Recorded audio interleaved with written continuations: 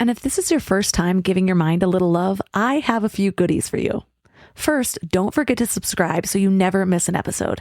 And second, sign up for the Morning Mind Love. Think of it like a weekday oracle from your highest self to help you start each day with a positive focus. Plus, you'll get 2 gifts absolutely free: a 30-minute binaural meditation and 30 days of journaling prompts to help you remember who you truly are. So join over 9,000 people and go to mindlove.com to sign up. Welcome to Mind Love, episode 324. Today's episode is all about thinking clearly, how to get better at the small decisions that shape our lives. If you've ever worked with somebody exceptional, or you've ever had a friend who's exceptional at life, and you would consider them exceptional at life, one thing you'll notice is that they have elevated standards. You work with somebody who's amazing, they have better standards than everybody else. They hold themselves to higher standards and they hold everybody else to higher standards. That's what makes the team better. That's what makes them better. That's one thing that really impacts them. Same in life. If you have a person who you're like, oh, they're really good at life, I'm sort of envious or a little bit jealous, you'll notice that they're probably more choosy about who they spend their time with. They're more choosy about maybe what they put in their body. They're more choosy about these different things. And those standards become something you can adopt. Turn up your frequency with Mind Love. Bite-sized brain hacks for seekers, dreamers, and doers. It's time to give your mind a little love with your host, Melissa Monti.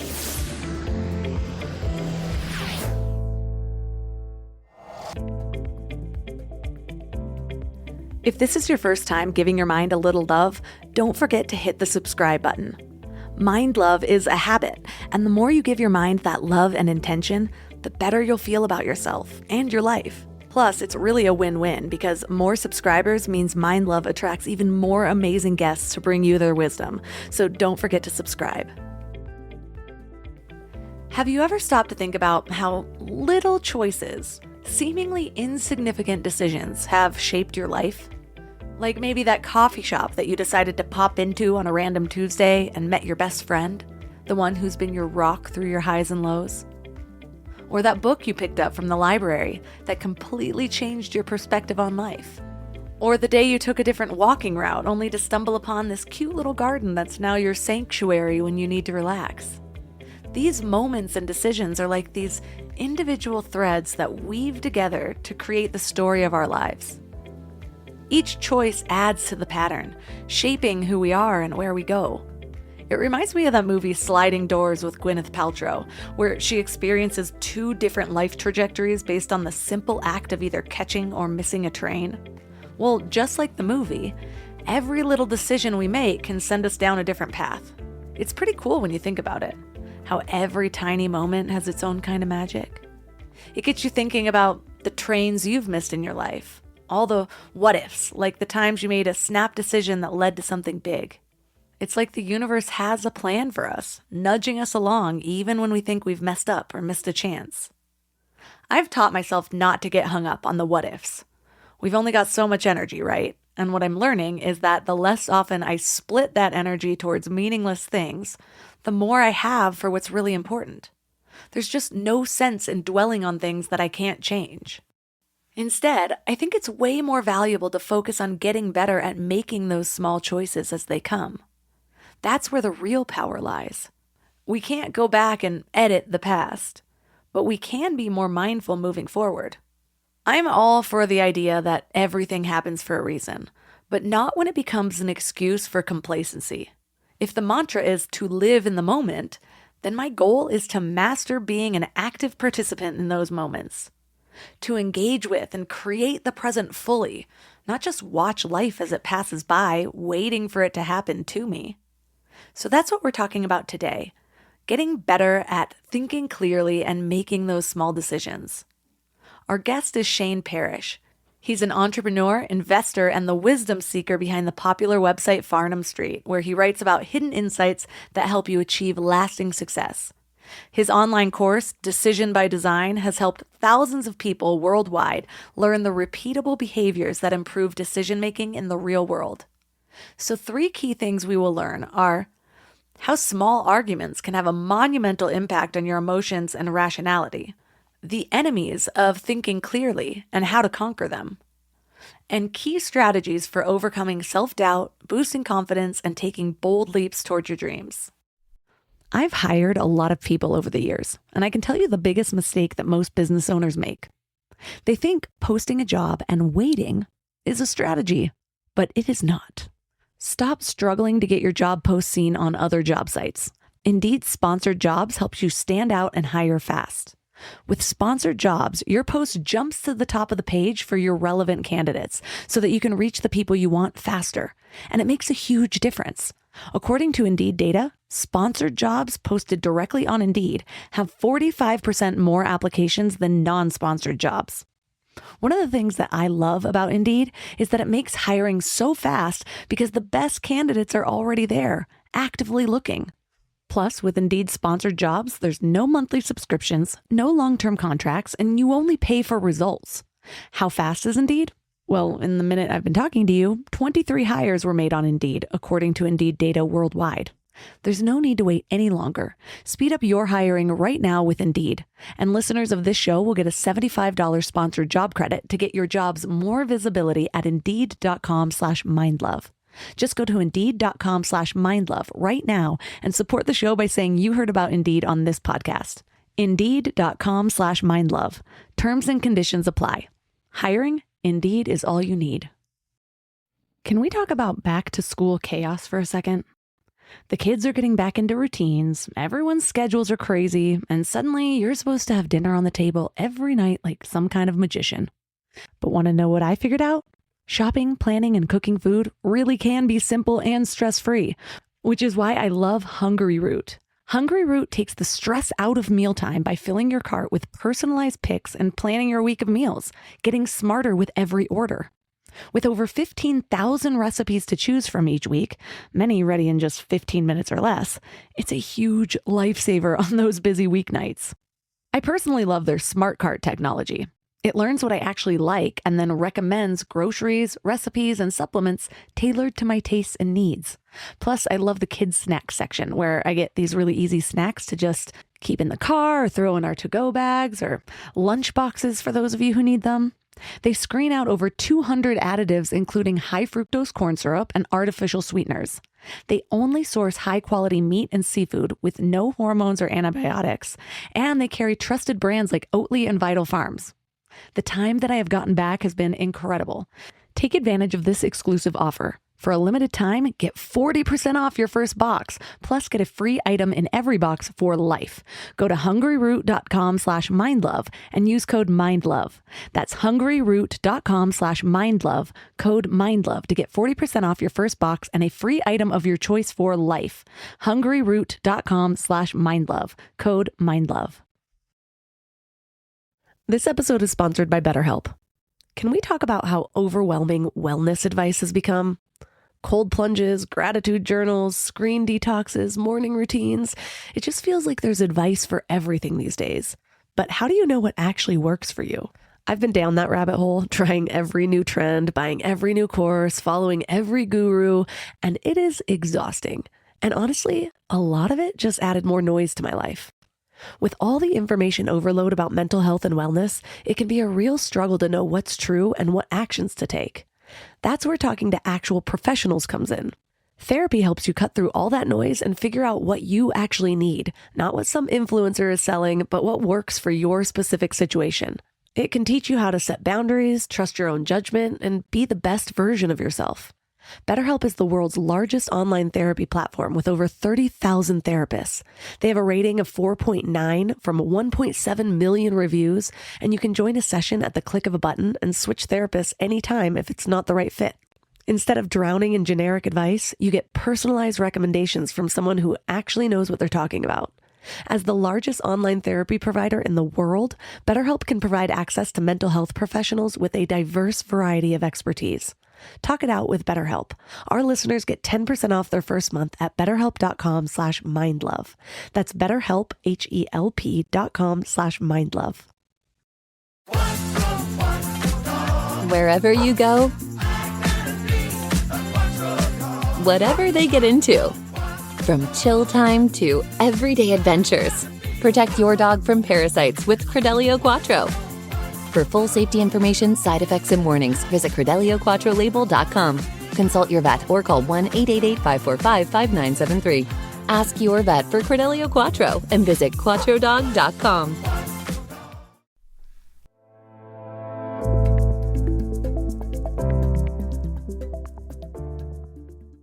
And now let's welcome Shane Parrish to the show.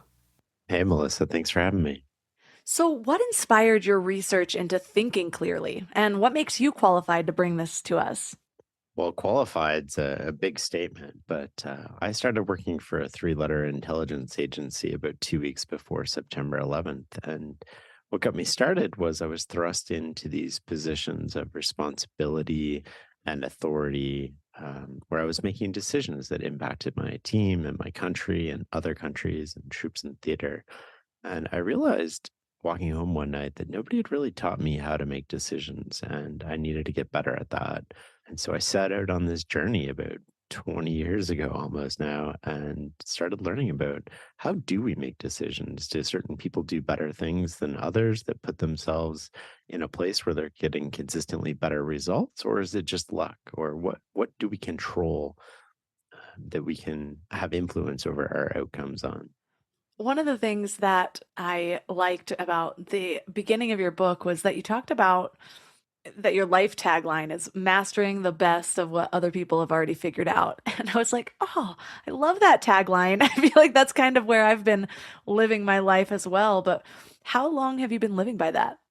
Ever since I first came across it, I don't even know where I came across it or if I came up with it or where it came from now. But when I think about everything that I've ever done, it's always taking somebody else's idea, making it my own, chewing on it, and sort of reflecting on it and compressing it and then using it. And I realized that I was searching for all of these original ideas, and it was just sort of, it wasn't working for me, but I could pick and choose from other people. And so, like, if you look at the book, it's all other people's ideas, and I've sort of accumulated them or maybe put them together in a different way than other people, but it's really the best of what other people have figured out and put into practice.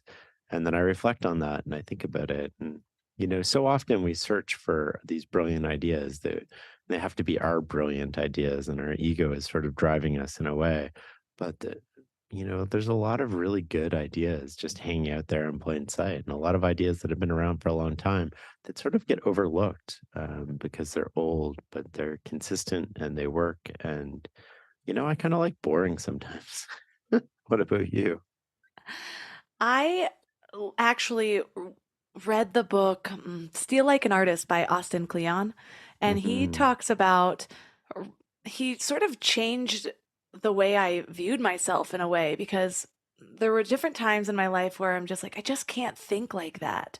And what I Mm. learned was when I just copied other people, and not in like a plagiaristic way, but really tried to copy their style and like master it, whether it's artistic lettering to interviewing to really writing styles, anything.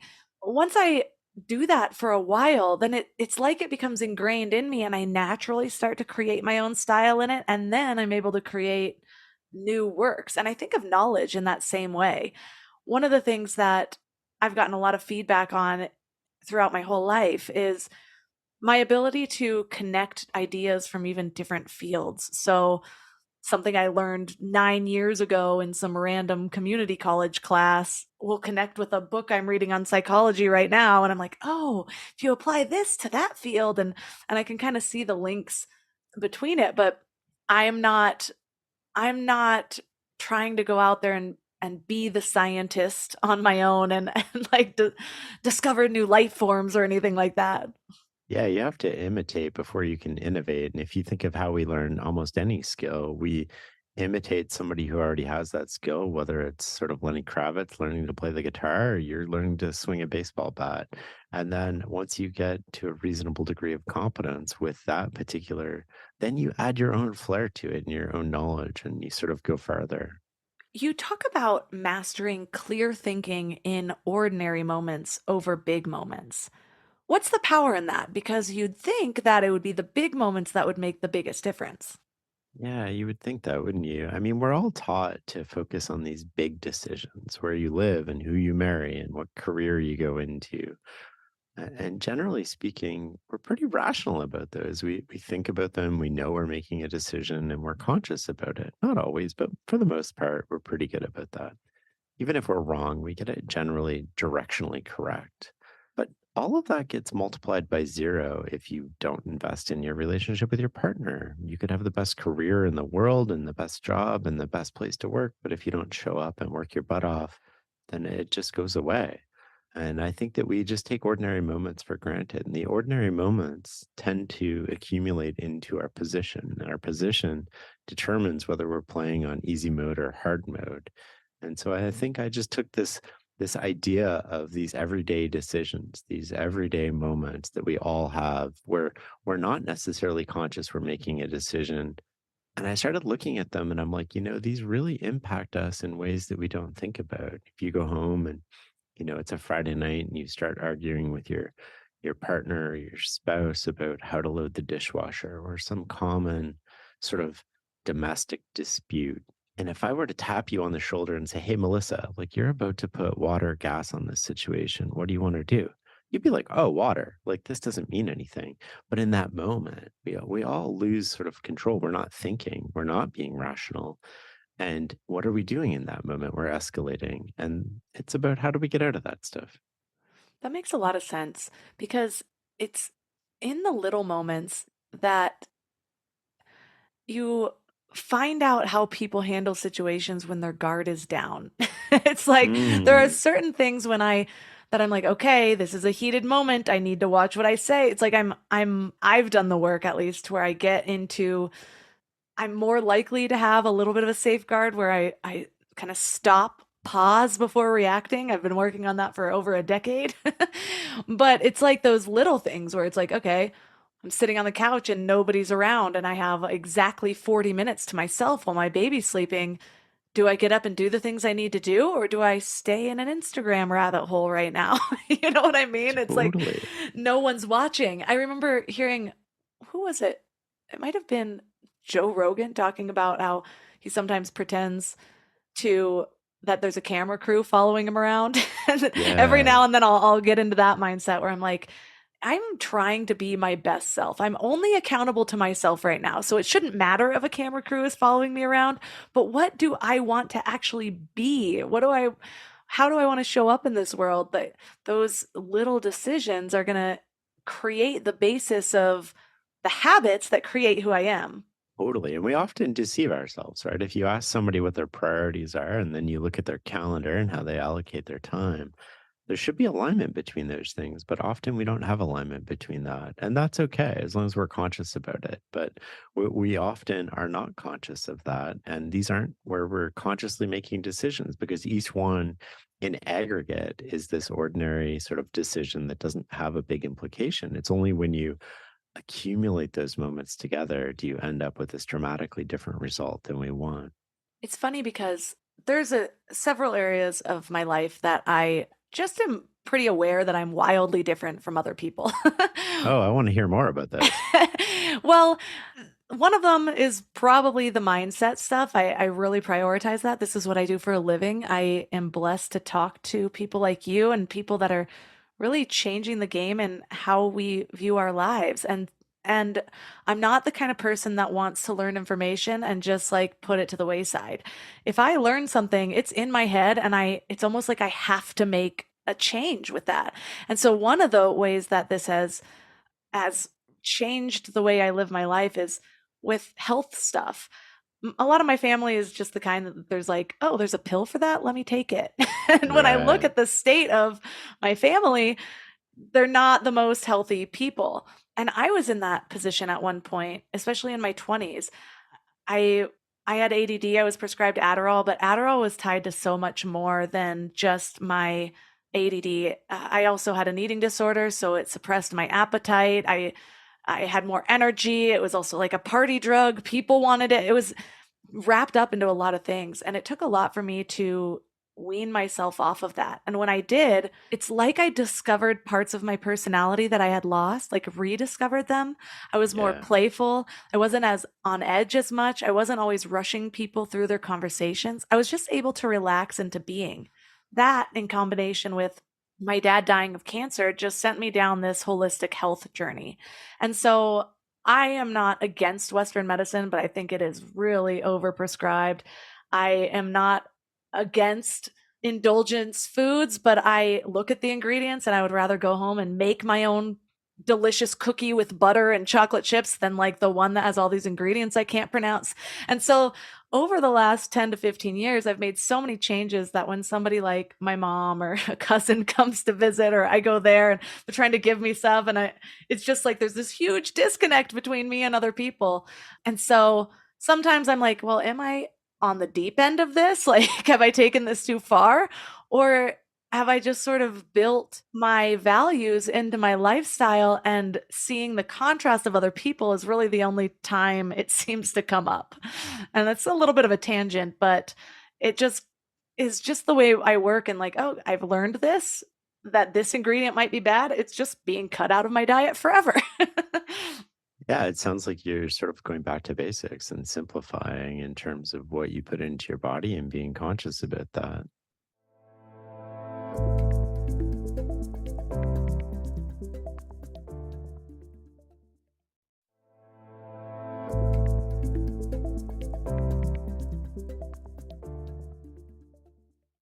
But it's interesting because when you make decisions that veer off from the norm and you stand by them firmly, you'd think that people might see it as, she's committed to health. But instead, there's often pushback or comments.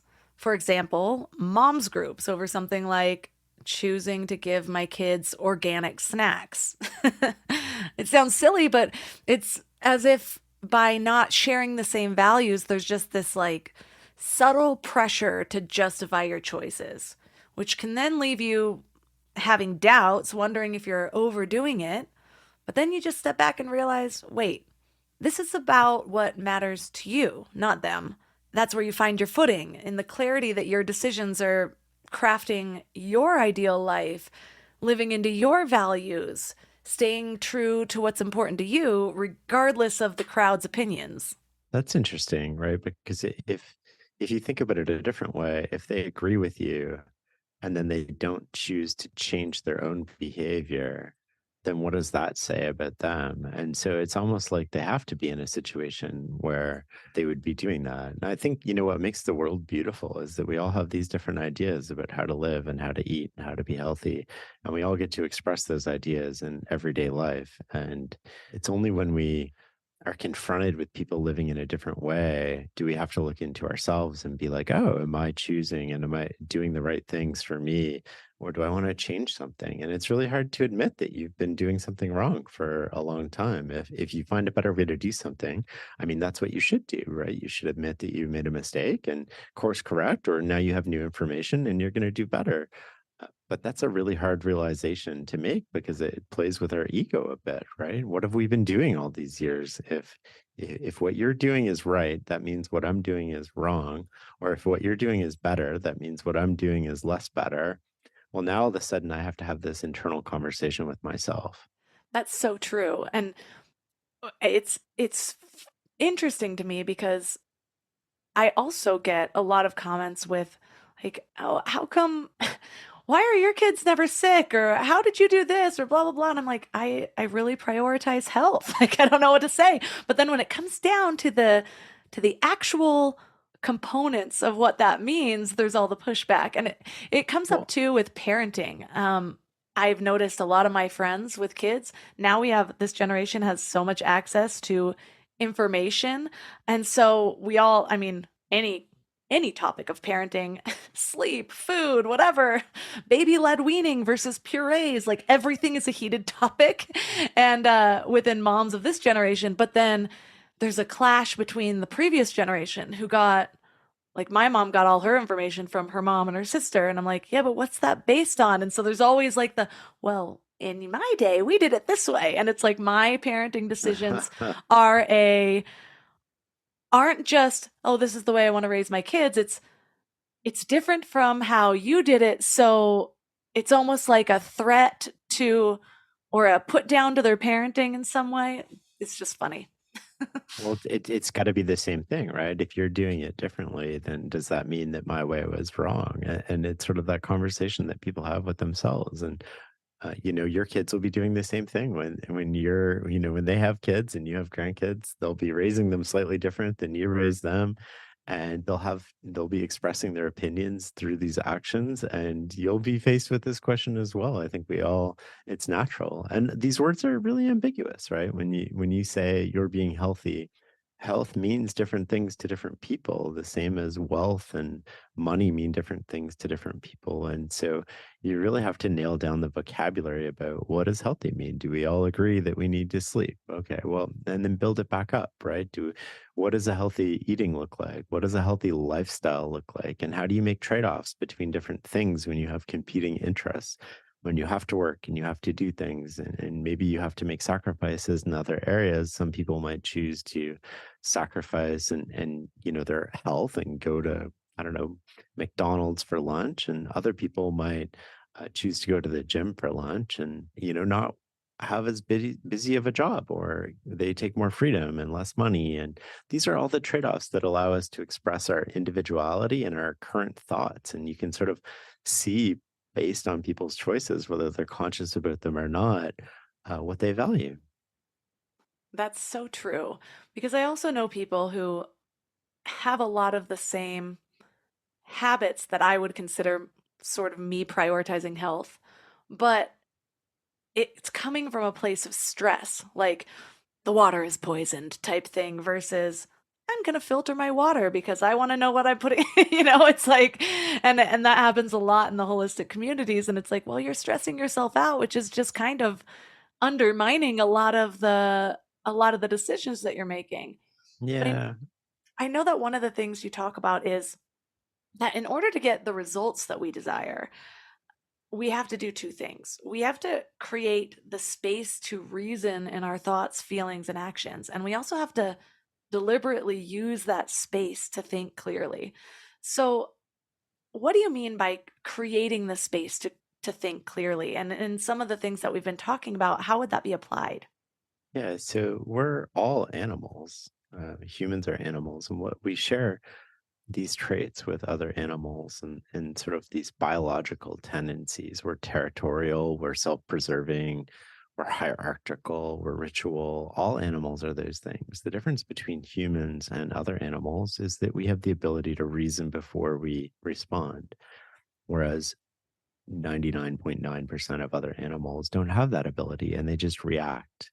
And we're no better than other animals if we don't use that space to reason and to think. And so when I think of what it means to think clearly, there's sort of three components to it. It's the position that you're in, managing your defaults, and thinking independently. And those three things all sort of work together. And the position that you're in is sort of this space, right? So if I tell you, you have to recognize when you're angry and then control yourself. Well, that might work 20% of the time, but you're playing on hard mode if that's what you're waiting for. How do we make that on easy mode? Well, you can position yourself so that you get angry a lot less, right? You work in a job that you like, or maybe you eat better food, or you sleep better. There's all these things that go into dampening your anger a little bit. And when you dampen it, it's easier to sort of manage these defaults, or control these urges that get other people into trouble. And I think that we just don't think about that. We think about, how do I respond in this particular moment? And then when I think about what we can do differently, it's like, how do we choose to play on easy mode? And I don't know about you, but there's like no points for difficulty in life. So why not make it easier than, why not make it easy instead of hard? A great example of that is, I have two teenagers at home, and one of my kids came home a few weeks ago, and he handed me his test, and he got a really bad grade on his test. And he just looked at me, shrugged his shoulders in the way that teenagers do, and he said, I did my best, and like brushed by me. And I was like, oh gosh. this is not the moment to talk about this with him. But I waited until his emotions dampened down in a little bit. And I said, hey, let's talk about this. I want to know, what does it mean to do your best? When you said that, I want to know, what were you thinking? Explain that to me. And he said, well, my test started at 10 and I looked at all the questions and I looked at all the points and I allocated my time properly. And I was like, oh, that's really good, right? Like you did the best you could from 10 to 11, that 1 hour of your test. But let's rewind and look at the 72 hours leading up to that test. Did you study effectively? No. Did you sleep well? No. Did you pick a fight with your brother? Yes. Did you eat well? No. Well, you didn't really do your best then. You chose to play on hard mode. And I think a lot of us do, right? When we react in these situations, we're playing on hard mode. We need to be able to reason, and we're generally pretty good at reasoning. We get the big things right once again, but we know these big moments matter and we're sort of in control of them. I think it's just about, how do we create the space so that we can actually reason? We can choose to play on easy mode and we can control our sort of emotion, our ego a lot easier than when it's on hard mode. That actually brings me to something that is the reason when I say I prioritize health. In my mind, I use it as kind of a catch-all word for those basics, the foundations. But I also have a belief that the closer I am with nature, it's kind of putting my body on easy mode. And so I like to eat foods with that I'm making from home more than getting processed foods. And I like to be outside in the sun instead of going into a tanning bed or like just taking vitamin D. It's like, why not just let my body produce it? But one of the biggest things is sleep, because I know that I am not myself when I don't have sleep. And so it's funny because there's something about going from your 20s to your 30s where it's just like, how was I never prioritizing this? I was such a party girl back then, and it's like I'd just stay up late drinking whatever, and I'd wake up feeling like crap and wonder why my moods were all over the place. And now I have such a solid baseline that it's like that's just me taking care of myself in a way. But I also know that because of my experiences, the people that I talk to, I probably have a lot of biases in within what my definition of health is.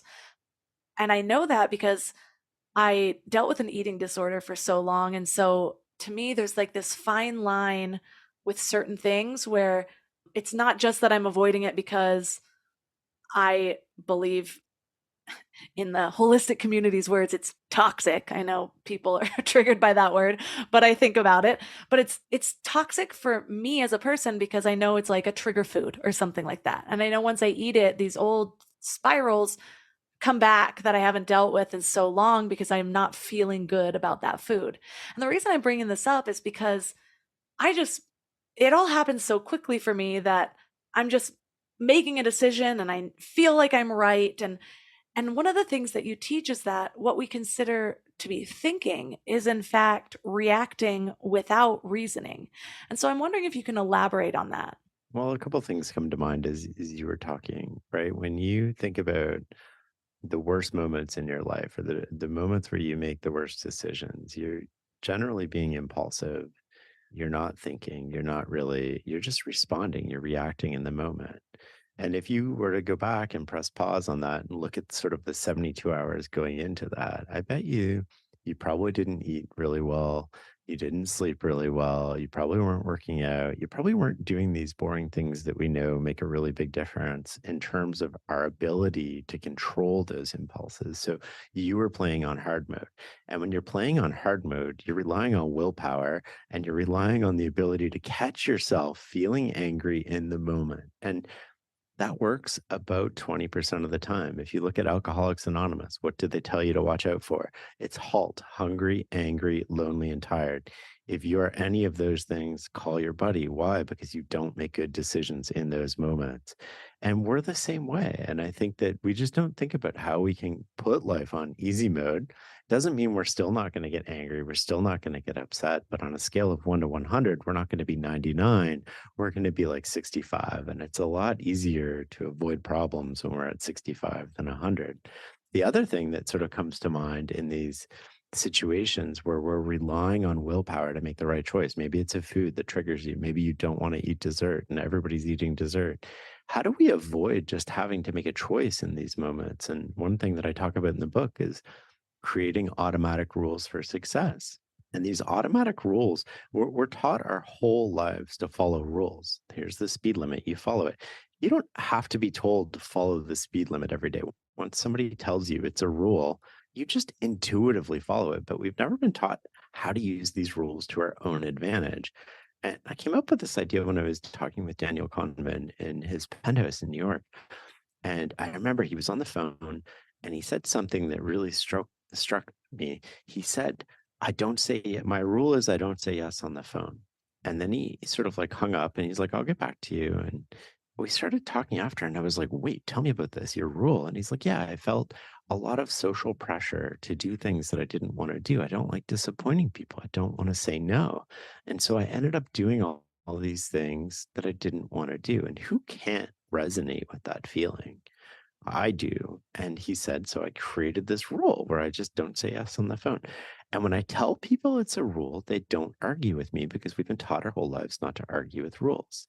And I was like, that's brilliant, right? He took this common, ordinary situation, he created a rule around it.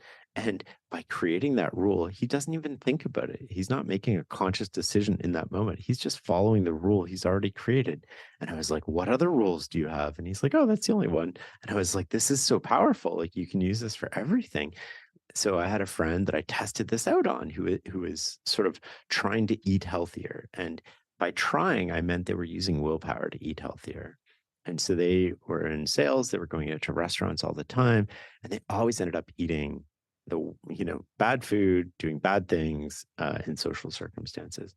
And who also doesn't resonate with that, right? You're celebrating with your friends, you might not want to drink, but you do. And so I was like, here, why don't we just create 2 rules around this? And I want to see if these rules make a difference for you. The rule is you always eat the healthiest thing on the menu. And the second rule is you have no dessert. And sure enough, they implemented this. And 3 months later, I get this phone call and they're like, this has changed everything. My health is dramatically improved. I'm more energetic. I'm walking more. I'm exercising more. I'm doing all these things. And, at first I was like, oh, this sucks. And he's like, after the second or third time, he was like, it was just automatic. I didn't even have to think about it. I wasn't using willpower to pick the healthiest thing on the menu. I just intuitively knew that that was my rule. And I was like, oh, this is really powerful. I've tried this out on a few people now. And so, what other rules can we come up with that are just really effective at getting what we want? So, you have to determine what you want to get, and then you can create your own rules to make sure that that happens. One of mine is I work out every day. And I think it's like so funny to think about this, but like when I was working out 2 or 3 days a week, what was happening to me is I was negotiating with myself. So I would get in these situations where I'm like, I'm really busy today. I don't feel like working out. I'll just be behind on all these other things. And I would say that I will do extra tomorrow. I would lie to myself. And that's the negotiation that we do. I'll do extra tomorrow. Of course, when tomorrow came around, I'm just as tired. I'm just as, got just as much on my plate to do, and I don't feel like it.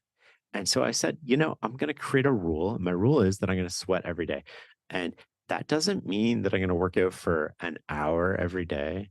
It means that I can change the duration, I can change the scope of my workouts, but I'm going to work out every single day. And that doesn't mean I'm even going to go to the gym every day, but some days I'm just going to go and do squats and then leave. And that's all I can do for that day. And that's fine. I'm not going to beat myself up about it. So when I wake up in the morning, the conversation changed from should I work out today? Because I'm only working out 3 days a week. So I get to pick those 3 days to how do I fit a workout in today? And it's a really powerful difference that makes a huge impact on your health and your willpower and the choices that you make. That is basically how I live my life with food. I don't buy non-organic processed food. And so the things in my house I'm comfortable eating at any time. I don't have, I mean, I do have like a bag of chocolate chips. Those are my things. But it just makes it easier because when I'm out, I don't stress myself out when, people are ordering whatever. I'm not asking them where they source their food. I will prioritize a farm to table restaurant, don't get me wrong, but it's just mostly the rules at home because I eat out like once a month maybe. And so it makes it really easy, and that was literally what I had to do to heal from an eating disorder. And now it's just sort of a way of life that keeps me feeling my best. But I also realized that that was, for me, how I had to handle alcohol. I was, like I mentioned, a big party girl. And so I spent so many years changing my relationship with alcohol to where I was moderating, wouldn't drink every night, would only drink on weekends. And it was like I was always playing these games of like, well, which days am I going to drink? Well, then I can only have 2 glasses. Well, maybe if I just have a little bit more of a third. Like everything was this negotiation with myself. Hmm. And that was when I was just like, you know what? I wonder how much better my life would be without this. And of course, at the time, all I could think about in my head was, yeah, but what about those times snowboarding and I can't just have a glass of wine on the top of a mountaintop or at weddings or this? And I'm like, let's just see how it goes. Do 30 days. And then 30 days turned to 90 days, 90 days turned to a year, that turned to 2 years. And now it's not even a question. My life is so much drastically better, so drastically better than it was before. Just with freedom. Like I feel free. And not only that, I actually have more fun at social functions now because I'm not sitting there thinking, well, do I go back and get a drink? Am I drinking faster than other people? And I know that there's a whole segment of people that don't have these conversations about alcohol, but I am one of those people. And so I went to my 20-year high school reunion a couple months ago, and I had so much fun, and I had people coming up to me saying, "How are you the most fun one here and you're not even drinking?" And I'm like, "Maybe because I'm not in line for alcohol. I'm not having to stand off the sidelines, not dancing to hold my drink. I'm not getting too sloppy and losing energy. I was just on the dance floor the whole time." And so you're so right about just sometimes it's removing the options, changing the question that you're asking yourself around the thing. Just changes your entire relationship with whatever it is you're working with.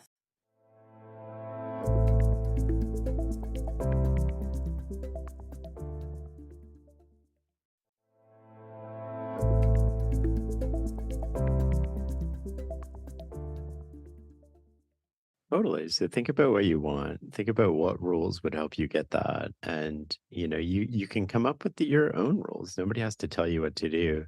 You can, like you said, drinking on weekends only has been hard for a lot of people who choose to do that. And maybe they can do that and they're fine. But for a lot of other people, it's tempting to move to Thursday. And then if you do Thursday, you might as well do Wednesday. And if you do Wednesday, well, what's a drink on Tuesday? And then before you know it, some days becomes every day. And that's fine if you want to drink every day and you're not hurting anybody and that's your choice.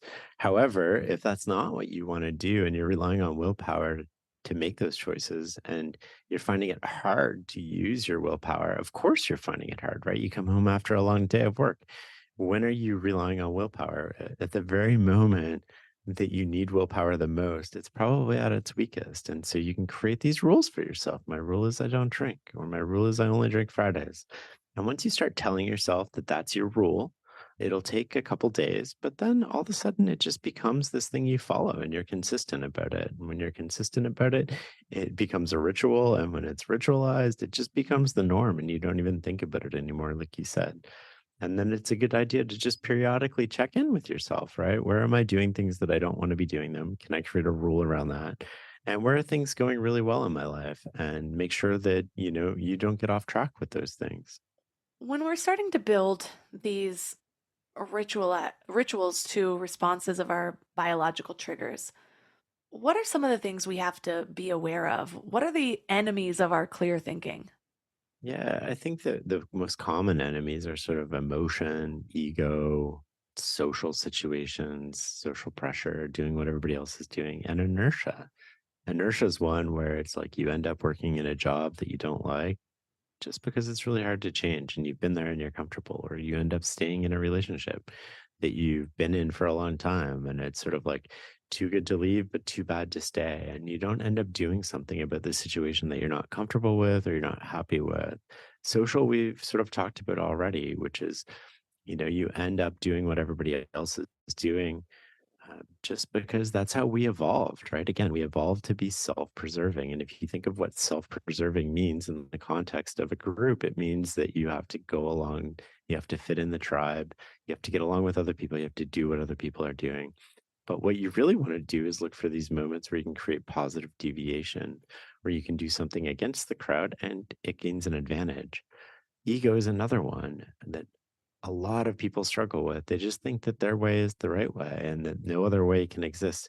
And once you start thinking that way, you get trapped into not listening to what other people can say. You get trapped into your perspective is the only perspective on something, and you stop thinking in these moments, right? That's what's common between emotion, ego, social, inertia. These are just moments that heighten our ability not to think and to react. When it comes to ego, I have three words written on my desk that help me encapsulate what I really want in any given situation. And those three words are outcome over ego. It's not about me, it's about getting the best outcome. And if I don't have the best way to get the best outcome, then I want to adapt somebody else's way. And I think that if we reframe outcomes around that and we put our ego in line with getting the best outcome, then we can really harness that to our advantage. When I was reading the section around ego, you highlighted the ideas that so often we're more interested in appearing successful over being successful or feeling right over being right. And it's funny because part of me wanted to argue that. And then I just thought about almost every situation where, like, different times when I would just feel right. I'm like, I don't even know that that's true. It's something I've been working on the last few years, especially having a public platform. I feel I have a greater responsibility to research things and watch what I say and whatever. And so there's been a lot of comparison to when I was just having conversations with somebody who I knew might not look it up. It's like, that is so true. Why does that happen? Yeah, I mean, we're prone to protect ourselves, right? And when we think of what it means to be territorial, well, when we think of an animal, they're sort of walking around and they're peeing and they're marking their territory. And you know, as an animal, if you come in that territory, that you might encounter trouble. But when it comes to us, we're territorial about how we see ourselves and how we want other people to see ourselves. And we want to believe that we have the best ideas, and we want to believe those ideas are right, and the minute that something challenges those ideas, our default response is just to protect ourselves. And protecting ourselves in that moment means we want to feel good about our choices. We want to feel good about the situation, feel good about the things that we're doing. And so, what do? We stop listening, we discount. And that's what it means to feel right over be right. And so, we want to feel good about ourselves. We want to feel good about our choices, but that's not rational when you think about it. Right. If you're thinking outcome over ego, you want to get the best outcome. So maybe our choices aren't the best choices. Maybe they're not the most rational choices. The whole point is these are just situations that tend to get us thinking less. There's situations where circumstances or the situation tends to think for you, and we just instinctively respond like the animals that we are. So you talk about how we can't eliminate these default patterns, but we can reprogram them. Where do we start? Yeah, so many people just think that if we're aware of them, we can just get rid of them. And that's not how it works. These are ingrained by thousands of years into our genes. And the way to get rid of them is impossible. I mean, we can search for that our entire lives, but what we can do is we can manage them. And we manage them through safeguards, we manage them through process, we manage them through what we've already talked about, automatic rules for success. And we use these to sort of avoid the situation entirely, think for us in the situation so we don't have to think in the moment, to add friction to the situation. So if we're in the situation, it actually, the path of least resistance becomes the path we want. So we basically change our default behavior to be our desired behavior. And I think that those are just the ways that we can do it. And I talk about a lot of ways to use it at the office, a lot of ways to use it at life.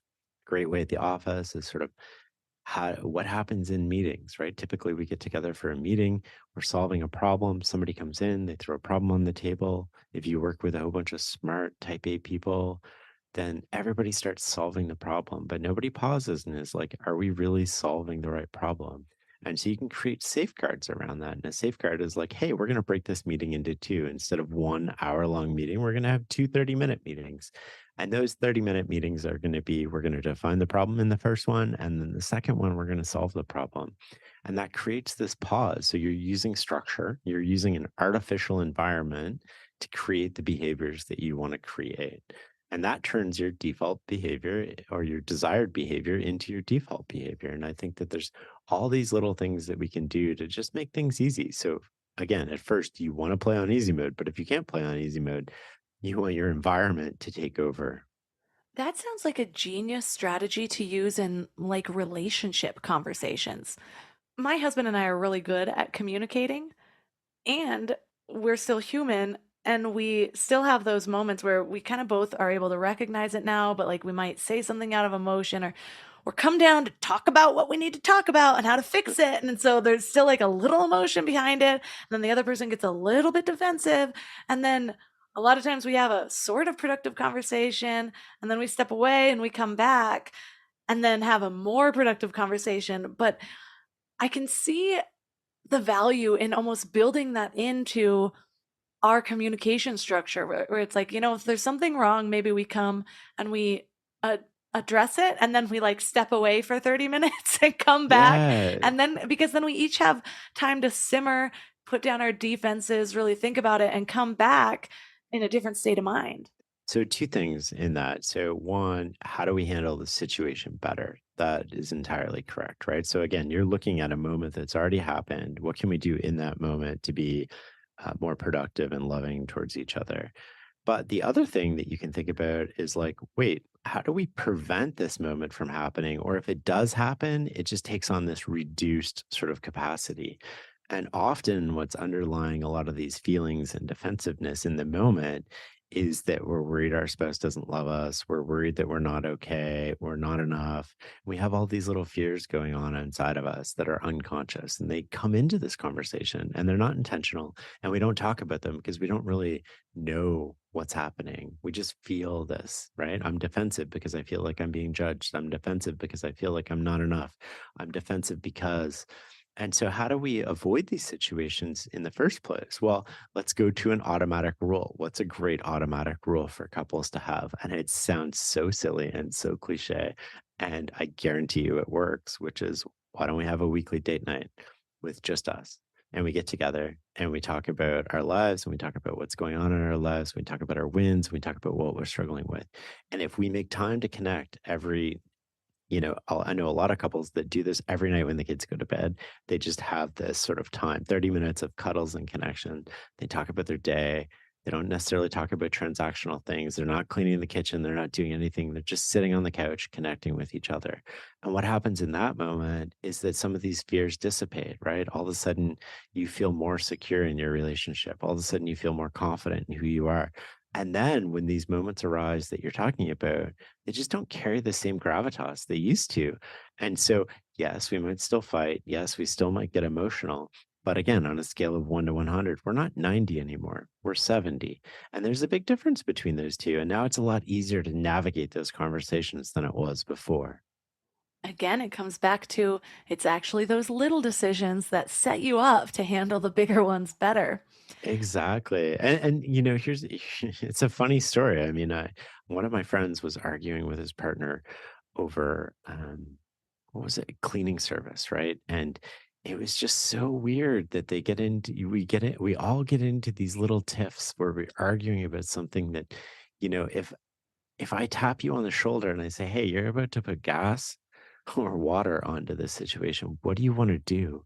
You're going to be like, water. I don't want to, like, what? Why are we arguing about this? This doesn't make sense. But these things can go on for months and they can go on for a long time because there's really something more under the scenes. We're not really arguing about that. We're arguing about feelings. We're arguing about safety. We're arguing about attachment. And I'm not feeling safe and secure in this situation And so, what are the things that we can do to build our relationship? And that looks different for everybody. I said a weekly date night, but you have to figure out what you and your partner need to feel safe and secure with each other. And hopefully, it looks the same way. And if it doesn't, you have to accommodate each other. You also share four strengths that help us counteract the enemies of clear thinking. What are those strengths that we should be working on? Yeah. So, I talk about self accountability, self knowledge, self control and self confidence. And these are all things within our control, right? We have to recognize that we have agency, that we have control. We have to learn about ourself and our strengths and our weaknesses. We have to exercise control in situations, whether we're putting in safeguards or we're just taking a breath, as you talked about before you respond. And then we have to have self confidence to sort of take action. And the self confidence taking action is probably the one that people struggle with the most, ironically, because fear, again, is an emotion and an emotion that becomes an anchor if we let it. And so, where does confidence come from? And I think this is an interesting conversation a lot of people don't talk about, but it comes from all the hard things that you've done before. And it also comes from just a recognition that, I don't have to have the confidence to get to the outcome. I just really have to have the confidence to take the next step. And so instead of ultimate confidence, you can just think of it as next step confidence, and then it becomes a lot more manageable. And I sort of thought of this. I came up with this idea when I was with my son, and we had climbed up this cliff and we were jumping off, and I think he was about 10 at the time. And I was like, "Do you really want to do this? Because like if we climb up, we can't come down. Like it's too dangerous to climb down. Like you have to jump, or I have to throw you in. Like one of those. That was the only two paths down." And he's like, "Yeah." And so we get up there, and then all of a sudden he starts looking down, and panic strikes. It's like 20, 25 feet. It's a pretty big jump.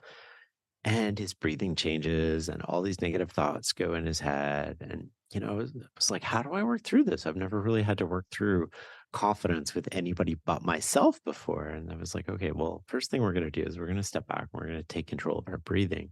Second thing we're going to do is just remember all the hard things that we've done before. All the first time you went snowboarding, right? Living through a pandemic. You've done all these hard things. You've gone through a divorce. Your parents got divorced. You've done these things you weren't prepared for, that you didn't have any skills that you could reasonably handle them, and you came out okay, right? And so, oh, it's okay. I've done these things, yeah. And then we're going to change your perspective, and the perspective is we're not going to look at the bottom, because that means I'm thinking about the confidence all the way to the bottom. We're just going to look out over the horizon. And I don't want you to have the confidence to get all the way to the bottom. I just want you to have the confidence to step off the edge. So don't look down and just walk out and over. And that's what he did. And it ended up working well. And for anybody who's a parent, he was back up there within like 20 seconds going again without any pep talk whatsoever. And so it's sort of, we do the same thing with ourselves, right? We often become our own worst enemy and self-sabotage, especially when it comes to taking action. And what happens in those moments, and one way to recognize that is that we're always searching out new information. We've confused talking about something with doing something, and we're getting the same sort of rewards from talking about it that we do from doing it. And I think that those are sort of warning signs that maybe we need to check our confidence and take action. Confidence is one of those things that is like this underlying factor. I just recently polled my whole audience, and so many of them were saying they were struggling with confidence.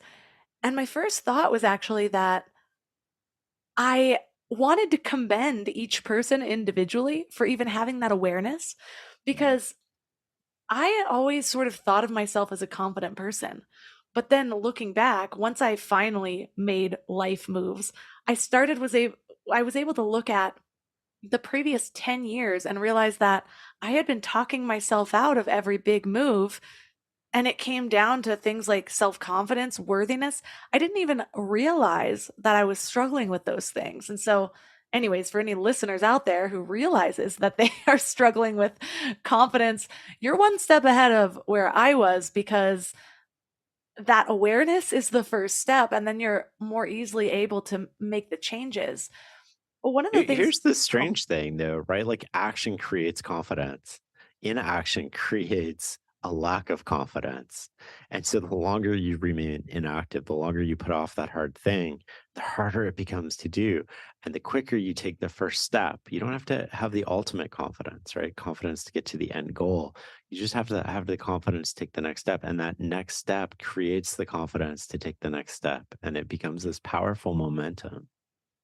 Yes, because you're building the belief that you're the type of person that doesn't take action, that tucks yourself out of things. That's one of the things I've been working on just being a parent with willpower. I am blown away that there are so many people who have gone through parenting. Like every day it's the end of the day and I'm like, I can't believe I accomplished all of that. I can't believe that like half the population is accomplishing all of that all the time. My respect level for every parent's went up, but it's just having to get up and do things that I would have normally been like, no, I'm too tired to do this. And now I just have to. So I'm Oh my kind of seeing gosh. that Yeah. reflect in other areas of my life. There's some days where I'm like, I deserve a gold medal. And the only thing I accomplished was giving the kids dinner, right? Like, it's like, this was a Herculean effort today, and that's okay. Some days are like that. Well, one of the things that you teach is that the first step to building any of these strengths is raising the standards that you hold yourself to. And I'm wondering, is that one of those things that is easier said than done? And why do we have such low standards in the first place? Well, sort of. Not all of us have low standards, but if you've ever worked with somebody exceptional, or you've ever had a friend who's exceptional at life and you would consider them exceptional at life, one thing you'll notice is that they have elevated standards. You work with somebody who's amazing, they have better standards than everybody else. They hold themselves to higher standards and they hold everybody else to higher standards. That's what makes the team better. That's what makes them better. That's one thing that really impacts them. Same in life. If you have a person who you're like, oh, they're really good at life, I'm sort of envious or a little bit jealous. Uh, you'll notice that they're probably more choosy about who they spend their time with. They're more choosy about maybe what they put in their body. They're more choosy about these different things. And those standards become something you can adopt. And so let's rewind a little. Where do we get standards from? Well, we're born into a household, and the standards of the household that we're born into are pretty much luck. And we adopt those standards because those standards become our norm. And if I am fortunate enough that I have a friend who's got really high standards, or I have a colleague at work who has really high standards, at first that contrast is going to be jolting, but I'm really going to start elevating myself. And I know this because I ended up working with one of the best people in the world at what I did in the intelligence agency. And this person was like, I don't know, pick whatever athlete that you want to that's at the top of their game. They were that person. And I would go to work with them every day, and they were exacting and they were relentless and they would not let me get away with anything. They had standards that were so far from what I had for myself that I couldn't believe it. And most people just avoided this person, and I thought that that was really weird because I was like, "Oh, I'm, like, actually learning a lot, like, this is great," and the more I hung out with them, the more I noticed that my standards started to increase. Well, maybe I should and, I probably, went from, at best, below average to, at best, above average, in part because of just how much they changed me and how the standards that I held myself to were so much better. And we can do that in life too. And we don't have to have models. We can adopt the best models that exist. We don't have to know what to do, in terms of what does it mean to hold a higher standard. We can just start looking at ourselves. How do I spend my time? Am I spending time on things that are moving me forward and towards the goals that I have for myself and my family? Or am I spending my time on something that's not doing that? And if I'm not, how do I create an automatic rule? How do I create a situation where I'm not relying on willpower? You sort of use the example of Instagram, and a lot of us get caught up in Instagram. Well, you can set a little thing. If you have an iPhone, you can set a little timer on it. You get 20 minutes a day. So now you've created a forcing function. You've created an automatic rule that'll get you out of doing that. And I think that we can just use these things to set our own standards. And once you start setting your standard a little bit higher, you'll notice that it has these compounding benefits, and then you'll want to do it in all other areas. I mean, we all have that sort of one person in our life that pulls us down, that's like an anchor, that's sort of still in our friend group that we want to get rid of, but we don't quite get rid of. They're just not serving us anymore. And the standard can just be higher, which is like, I'm not going to hang out with this person anymore. I'm not going to think about this person anymore. And that doesn't mean that they're a bad person. And it doesn't mean they did anything wrong. And it doesn't mean that you need to spend your time with them just because you have. Again, that's inertia at work. You're not thinking. And if you think about it, you can be like, no, I want to spend my time doing something else. I want to join a running club. I want to work out more. I don't want to see this person anymore. And that's okay. And I think that, we need to grow up and we need to think about what we want as adults and go after it. I think that who you surround yourself with is one of the biggest, the most important things you can do when you're making big life changes. When I'm coaching people, I teach them to create their circle of influence. And it's what I did when I started a business. I literally went and followed people from all the stages, from like just ahead of me doing something, like putting themselves out there to cricket still, to people that looked like they might be making a little bit of money, to like millionaires doing the same thing. I started joining entrepreneurial groups. I joined a WeWork so that I was constantly surrounded by people that were showing me that this is possible. And it reminds me of my friend Sarah Wells. She is a Canadian Olympic hurdler. And I met her at this public speaking program that I did. And we were talking, and one of the things that she ended up sharing with me was that she was just an average runner at one time. And then she ended up having the option or the opportunity to train with somebody who was in the Olympics.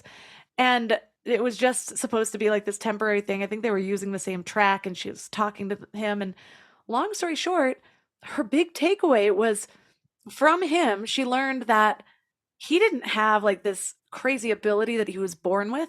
He just realized he's going to train harder than everybody else. And so she started watching that and started using that mindset. Like, it doesn't matter where I'm starting from. I don't need to be like running out of the womb. I just need to know what to do. And she started training harder. And when we were at this public speaking program, she was getting up every morning at 6, going running afterwards, like doing the things that other people aren't willing to do. And so often we're just think like, oh, well, I'm not cut out for that. And it's like, yeah, with that mindset, just do all the things. Your mindset determines a lot, right? And environment determines behavior. So if you want to change your behavior, start hanging out with people whose default behavior is your desired behavior. And that will change everything. And as you just talked about, that's a perfect example of that. Join groups where the default behavior is the behavior you're trying to adopt. Well, I love leaving listeners with an action item or something specific to think about during this week to sort of set the ball rolling of a new way of being, thinking clearly. If you were to give them one piece of homework, whether it's something to do or something to think about, what would that be? I would ask myself, what is one thing I can do today to position myself for tomorrow? I love that. One of the things that my husband and I are always reminding each other is in our 20s, we lived basically screwing over our future selves, like whether it was loans or drinking or whatever. It's like, oh, I'll do this later. And now I'm like, I don't want to do this at all, but future Melissa doesn't deserve this either. And so I'm going to do it now. And the benefits of that have been not just the fact that I make it easier on myself later, but like we talked about in the beginning, I've created space to make a different decision, a decision that actually move, like rather than having to wake up and clean the kitchen because I didn't do it the night before, I get to wake up and actually do something that moves me forward in life. So I love that action item. And for listeners that are loving this conversation and want to learn more about you and your book, where's the best place for them to connect? I mean, you can find the book anywhere. It's called Clear Thinking, Turning Ordinary Moments into Extraordinary Results. If you want to follow our weekly newsletter, which goes out to 600,000 people on Sundays, you can subscribe at fs.blog. And if you want to follow me on Twitter or anywhere else, just Google Shane Parrish. We also have a podcast called The Knowledge Project.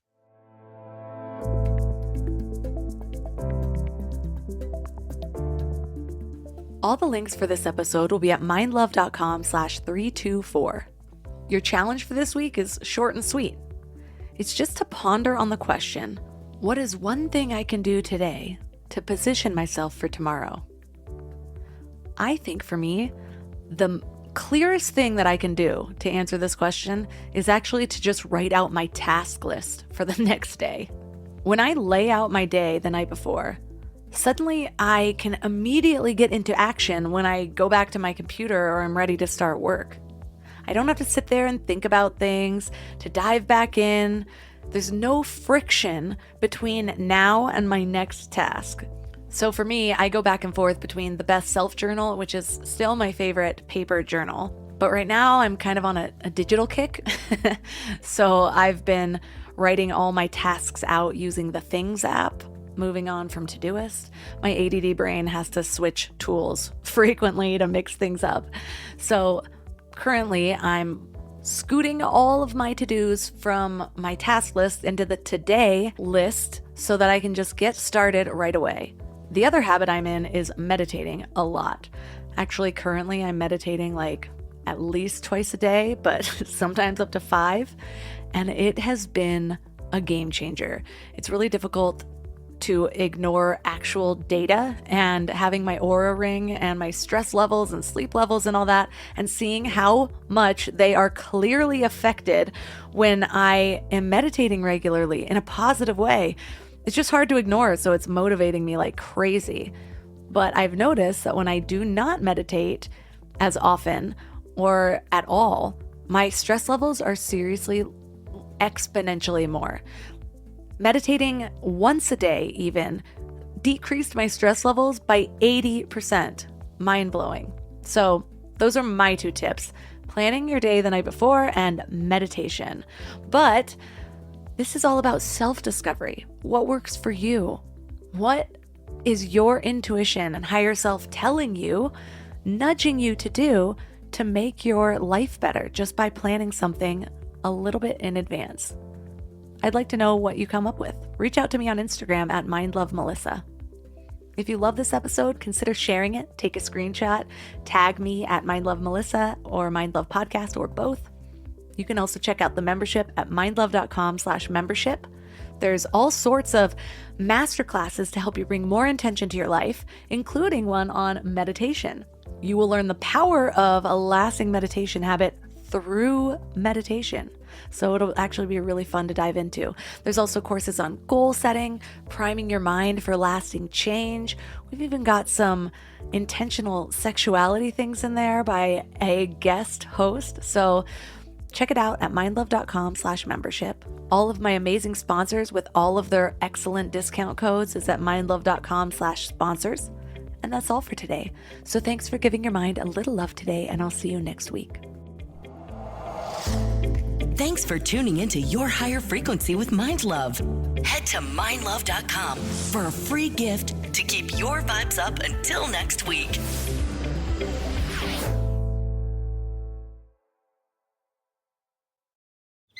I've got 20 minutes to run club meets, and it's time for a quick pre-workout snack. Go Squeeze Active Fruit Blend to the rescue. Made with select B vitamins to help release energy, it's an easy, squeezable pouch made to move with me. The taste? So good.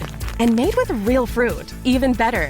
Whether I'm hitting the trail or meeting my friends on the court, this is my go-to on-the-go snack. Quick, easy, ready when I am. When it's go time, I go with Go Squeeze Active. Snag yours on your next store run. Search for Go Squeeze on Amazon.